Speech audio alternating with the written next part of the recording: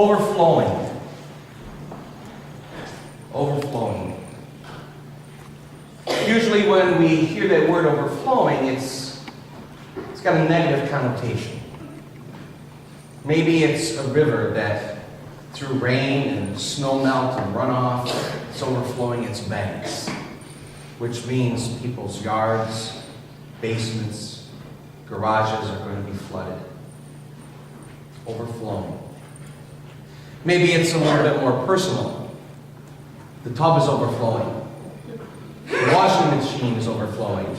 God bless you, Ginger. And that's official. So maybe it's a little bit more personal. Your washing machine is overflowing, your tub is overflowing, or whatever. Once in a while, maybe it has a positive connotation. One of the senior members of the parish took a bus trip last month to Turning Stone. And she was playing the slots all day, and she finally hit. And you know how they got those little buckets? Well, I don't know that personally. I've never been to a casino. But they tell me they have these little buckets with the coins. And she said, oh, the coins just kept pouring out, and my bucket was overflowing. Okay, that's a good thing. And in the Gospels, we hear Jesus talk about how the measure with which we measure out will be the same measure used to measure back for us. And so he talks about a good measure that's packed down and overflowing. So sometimes it can definitely be a good thing. I guess every preacher wants to preach a good homily. And some preachers look at certain days of the year as those days they really want to hit it on the head. I think Christmas might be one of those days. A couple weeks ago, I was at a meeting and in conversation, and it came up from one of the guys that he was talking to a woman, and she said that Christmas means more to her than Easter. It's a wonderful thing in her eyes and miraculous that Jesus would be willing to suffer and die on the cross and then be raised from the dead. But she is more astounded at the fact that Jesus would want to leave heaven and come to earth. In his divinity, he would want to become a human being. And it was really striking him. That whole sense of, wow. In a lot of our training, it's, Christmas, then Holy Week, Good Friday, Easter Sunday. That's the epitome, that's the pinnacle. So to hear somebody say, no, Christmas is more important, was really throwing them off. So in our discussion, we got talking about what Christmas means. Overflowing.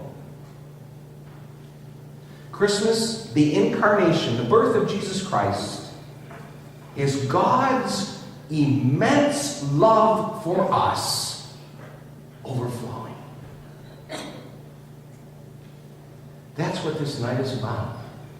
That God's immense love for every single human being, you and me, every one of us, overflowed the heavens and came down to the earth in the form of a little baby. I've heard that phrase before. Jesus is God's love incarnate. But sometimes that becomes one of those churchy words and churchy phrases that you use it all the time, but what does it really mean? But when it's rephrased as God's immense love for us overflowing, that just resonated with me. That's what this is about. This is about love. Stop right there. Don't let your head race off to other theological truths or spiritual realities. Don't come up with objections, or just stop for a moment and pause. This night is God's immense love for you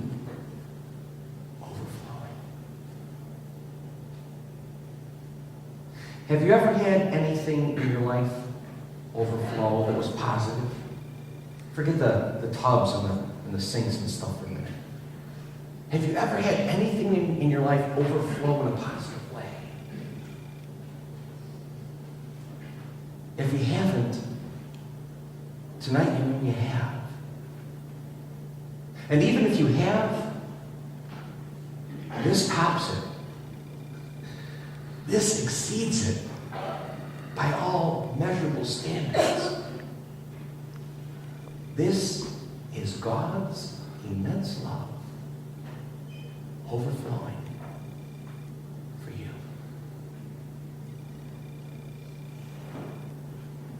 All the carols, all the hymns, all the decorations, all the celebrations, it's about God's love. Family things. We can only love because God has first loved us. So why are we loving each other at this time of year? Why are we giving these gifts? Why are we traveling and visiting? Because of love. Well, where does this love come from? God. And how can we love? Because his love has overflowed into us. We have it. And we can share it. And we can live it. It's an image that I hope stays with you. I hope it stays with you on your way home tonight. Whether it's just across the street or whether it's a 20-mile drive. I hope it's an image that stays with you.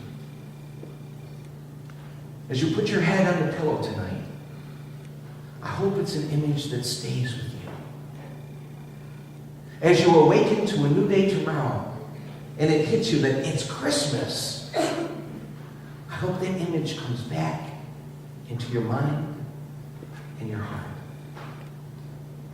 And however you are marking the celebration of the birth of Jesus, alone or with friends, with presents and meals, I hope it's an image that just keeps coming back to you. As you experience the love of this community or your family or the people around you, that it's all because of God's love. That on a night, 2,000 years ago, in the town of Bethlehem, in the stable, to Mary and Joseph, God's immense love for you overflowed, and it has never stopped.